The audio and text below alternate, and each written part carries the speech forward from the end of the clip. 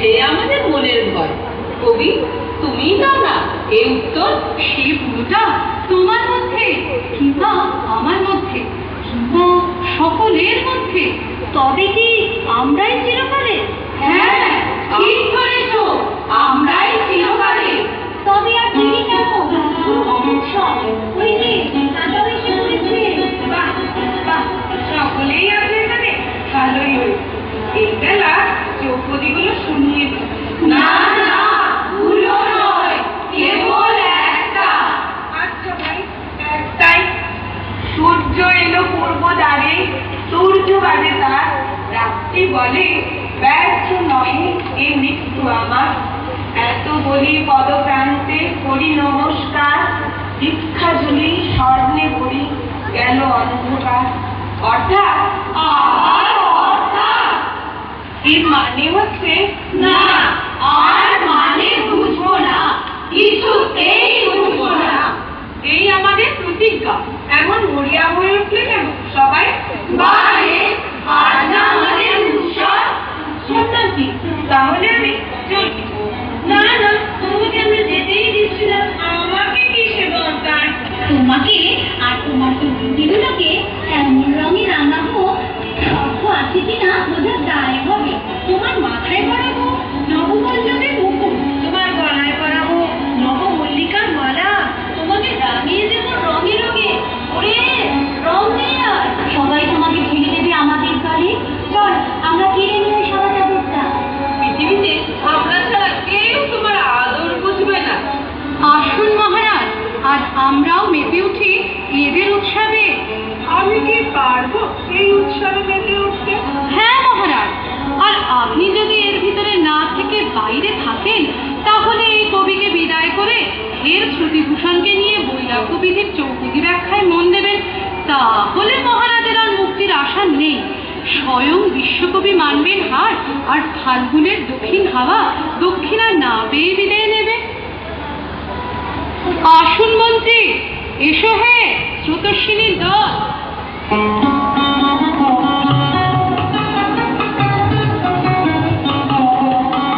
আজ দক্ষিণ দুয়ার খোলা, আজ দক্ষিণ দুয়ার খোলা, আজ দক্ষিণ দুয়ার। আমার বসন্ত এসো, আজ দক্ষিণ দুয়ার খোলা, আজ দক্ষিণ দুয়ার। জীবনী দয় দোলায় দোলায়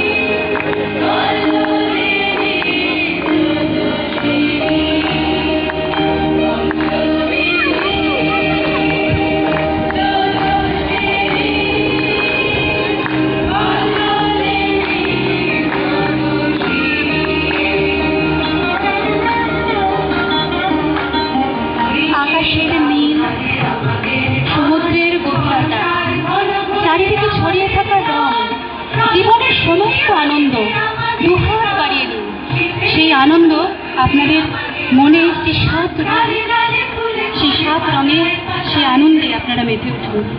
স্রোতস্বিনীর সঙ্গে চিরদিন জীবনের প্রত্যেকটা মুহূর্তে এই কামনা আমাদের।